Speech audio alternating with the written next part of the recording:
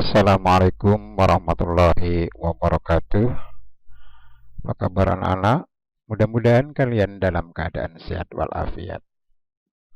Pertemuan kali ini kita akan membahas tujuan pembelajaran menelaah struktur dan kebahasaan teks cerita inspiratif.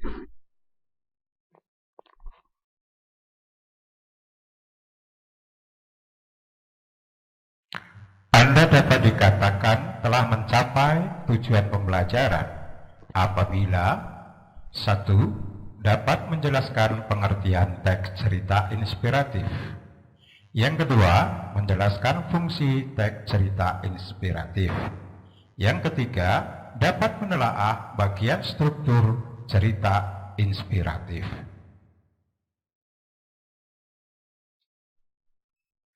Kegiatan yang akan kita lakukan pada hari ini diantaranya 1. Mencermati materi, ciri, dan contoh teks cerita inspiratif. Yang kedua, menelaah struktur teks cerita inspiratif. Yang ketiga, mempresentasikan hasil diskusi. Yang keempat, latihan.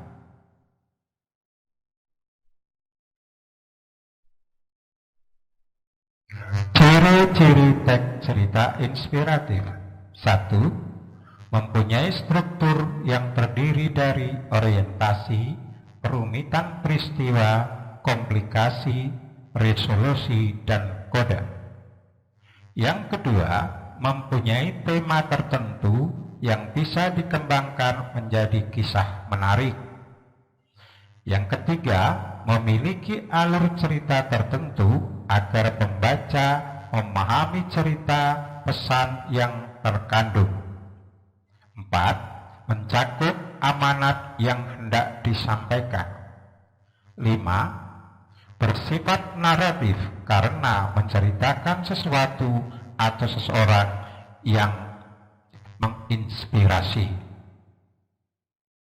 Umumnya menceritakan kisah suatu tokoh yang bisa menjadi suri teladan. Tokoh tersebut bisa jadi fiksi atau nyata, bahkan dapat diwujudkan dalam bentuk fabel. Kita lanjutkan struktur teks cerita inspiratif. Yang pertama, orientasi.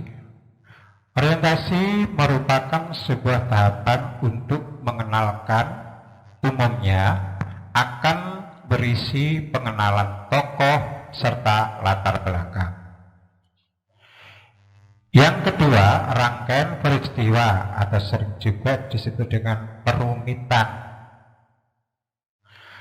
Merupakan rangkaian peristiwa adalah paragraf yang bercerita tentang terjadinya peristiwa hingga pada puncak masalah. Yang ketiga, komplikasi. Komplikasi adalah sebuah tahap puncak dari peristiwa yang diceritakan.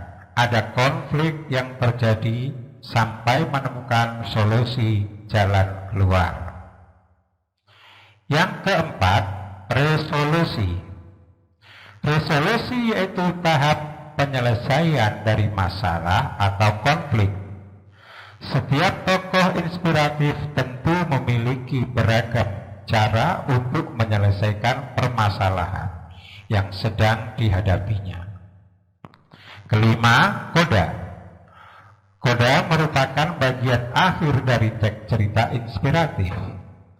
Bagian ini berupa kesimpulan serta pesan moral berdasarkan kisah yang telah diceritakan.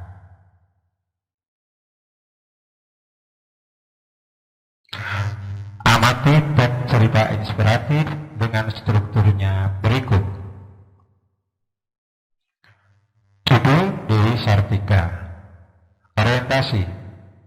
Penggalan ceritanya, Raden Dewi Sartika merupakan salah satu pahlawan nasional.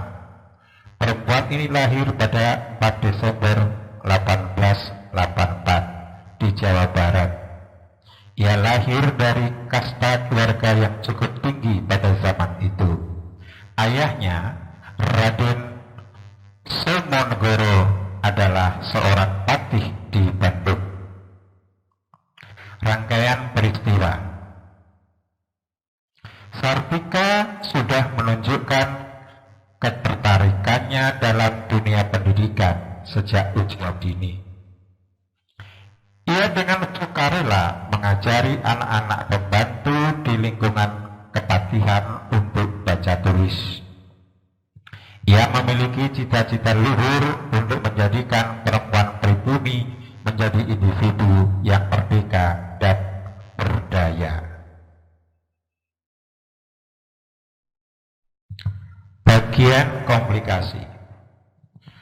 Ayah Sartika adalah orang yang nasionalis.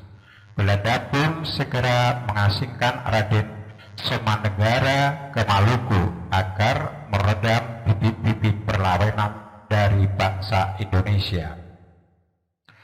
Sartika pun dititipkan pada pamannya di Cicalengka. Namun kejadian itu tidak memadamkan semangat Sartika untuk terjun dalam dunia pendidikan. Sebaliknya, ia menjadi lebih bersemangat. Bagian teks resolusi. Pada tahun 1904, ia mendirikan sekolah perempuan yang diberi nama Sekolah Istri. Murid pertamanya berjumlah sekitar 20 orang. 6 tahun berikutnya, sekolah ini semakin berkembang dan berganti nama menjadi Sekolah Kautaman Istri.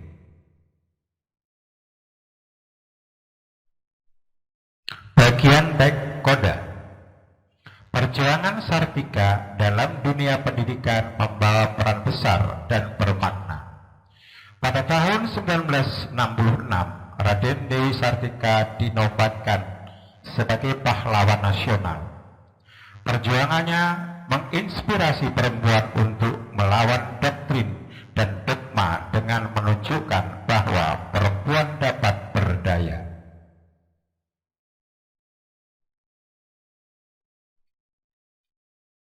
Saatnya kita latihan. Cermati teks berikut dengan seksama.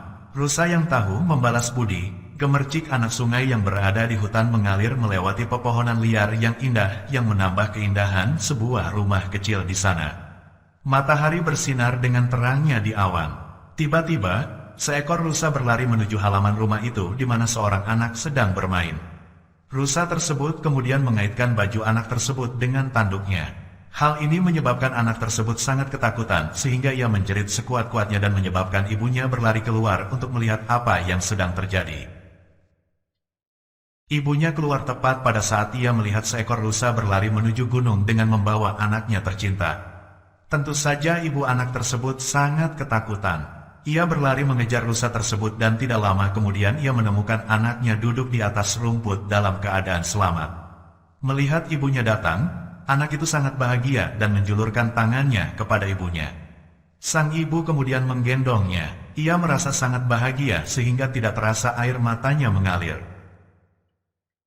Dengan cepat sang ibu menuju rumah mereka bersama anaknya yang tercinta. Ketika hampir tiba, ia berhenti, terperangah melihat apa yang disaksikannya.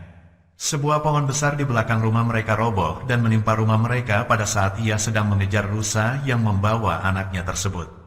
Seluruh rumah tersebut rata dengan tanah karena tindihan pohon yang maha berat tersebut. Langit-langit rumah mereka hancur bagaikan tepung. Ayam peliharaan mereka beserta anjing mereka mati. Jika saja ia dan anaknya berada di rumah tersebut, maka entah bagaimana nasibnya dan sang anaknya. Lalu ibu anak tersebut teringat peristiwa setahun yang lalu pada suatu hari seekor rusa melarikan diri dari seorang pemburu yang hendak menembaknya dan menuju rumah mereka. Ia merasa sangat kasihan melihat rusa yang ketakutan tersebut, lalu ditutupinya rusa tersebut dengan beberapa helai kain. Ketika pemburu tersebut tiba di sana, ia tidak menemukan rusa tersebut.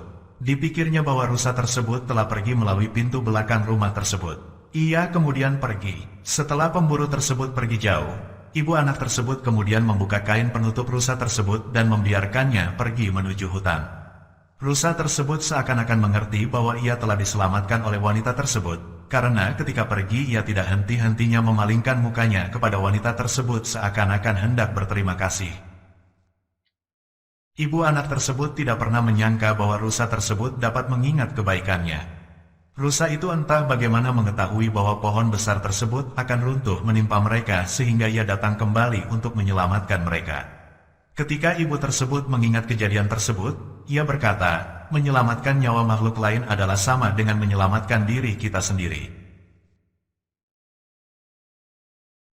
Baiklah anak-anak, silahkan telaah struktur tersebut dengan mengisi tabel berikut.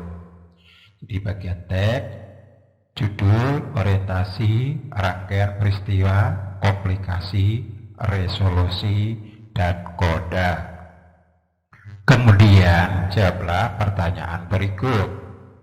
Setelah Anda mempelajari materi tersebut, jelaskan apa yang dimaksud dengan teks cerita inspiratif. Yang kedua, apa fungsi teks cerita inspiratif?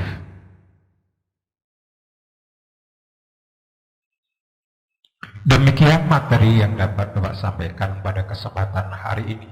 Mudah-mudahan bermanfaat bagi Anda. Jika ada yang kurang jelas, silakan Anda bertanya kepada guru Anda atau tulis pertanyaan di kolom komentar. Jangan lupa tekan tombol subscribe dan bunyikan lonceng agar Anda tidak ketinggalan video-video pembelajaran berikutnya. Billahi taufiq wal hidayah. Wassalamualaikum warahmatullahi wabarakatuh.